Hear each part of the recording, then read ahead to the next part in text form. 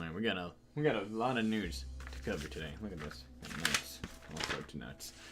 So this is all going to be news covering January 7th, 2018. So I hope you guys are ready for today. First bit of news is going to be Longzhu Gaming. They sell their spot over to Kingzone, the Chinese phone manufacturing company, as the owners of Longzhu Gaming also owned Sunning Gaming over in the LPL, and they were forced to sell their spot due to the international rules. You're not allowed to own more than one team. So unfortunately, they decided to go with Longzhu Gaming, not wanting to hold on to that LCK team anymore. But luckily for all fans of the team, they're going to be held together underneath Kingzone. In fact, they're bringing along their new acquisition that they saw over at Longzhu Gaming, which was Peanut. So it's going to be really interesting to watch, see how that all unfolds for them in the future, as well as them keeping their mascot of the Blue Dragon. So if everyone was hyped up for 2017, hoping that we'd get some really cool themes with the dragons, still a possibility in 2018 if Kingzone end up being one of the top teams. We'll have to see how that all unfolds in the future. Now, the next piece of news that we got was SKT signing Thal and Blossom. Thal, of previous notoriety on Team Red Bulls. He was the top laner for them, and this is a team that actually failed to qualify for the EU CS promotion tournament, trying to get into the EU LCS. In fact, they lost 3-1 to Schalke No Fear. This was also the team that saw Kosing on it as the support. Now he's over at Splice alongside with Muujin, the jungler for them, now picked up by the Flash Wolves over in the LMS to fill Karsa's spot alongside Morning. See how he does in the future, but I want to talk about Thal, because this is someone who we don't really have too much information about, because all we really saw from him was 22 games in 2017, and a lot of them were more on the carries and the bruisers.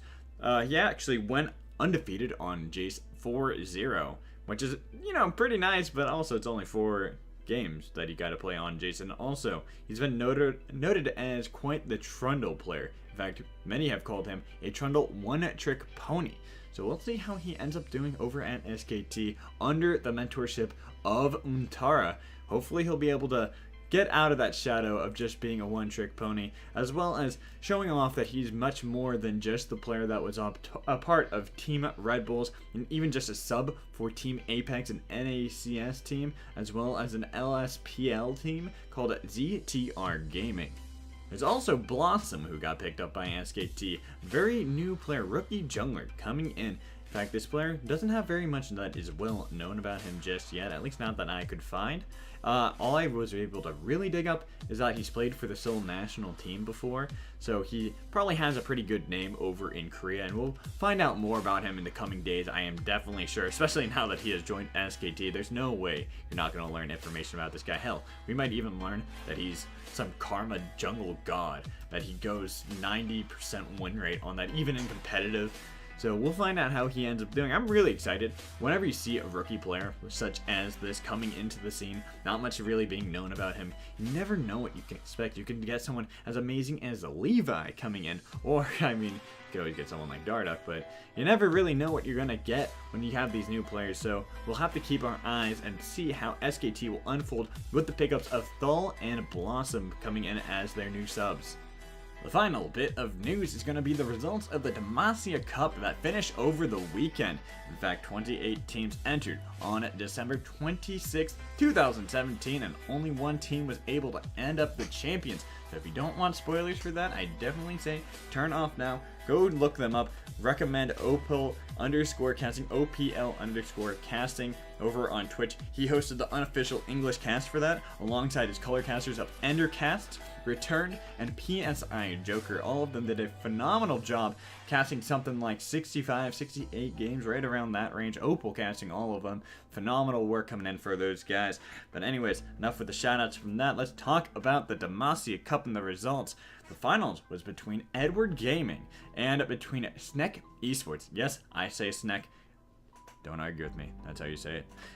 Anyways, I was a part of the chat when this was going down, and it was an exciting series. In fact, I'm sad I didn't get to finish it all. I had to go to bed. I had work in the morning, so I ended up falling asleep right after game 1. I was spamming those Kabuto hype Sneks all throughout the chat. It was a really fun time just to watch that and have Snack win game 1 over EDG. But unfortunately, they did drop the rest of the games, and I all attribute that to me going to bed and not being able to spam the snacks in the chat. So it was 3-1 Edward Gaming, and this is in fact an Edward Gaming that didn't have Clear Love playing. He was taking a break for the Demacia Cup, because Demacia Cup is more something for these middle of the ground teams like Snack Esports, where they're not considered the cream of the crop, not considered the best teams in the LPL, but yet Edward Gaming is still able to pull it off. In fact, they only lost that single game the entire tournament to Snack, and that, I'm talking about every team they played. They went 2-0 until the finals, where they lost that first game, then swept them 3 games in a row, smacked them in the face. Well done to them. Guys, that's going to do it for us here on January 7th for our news. We'll be back tomorrow for the 8th, bringing up whatever comes in. You never know what comes in the day, so guys, stick tuned, come back tomorrow, and we'll see what's going on.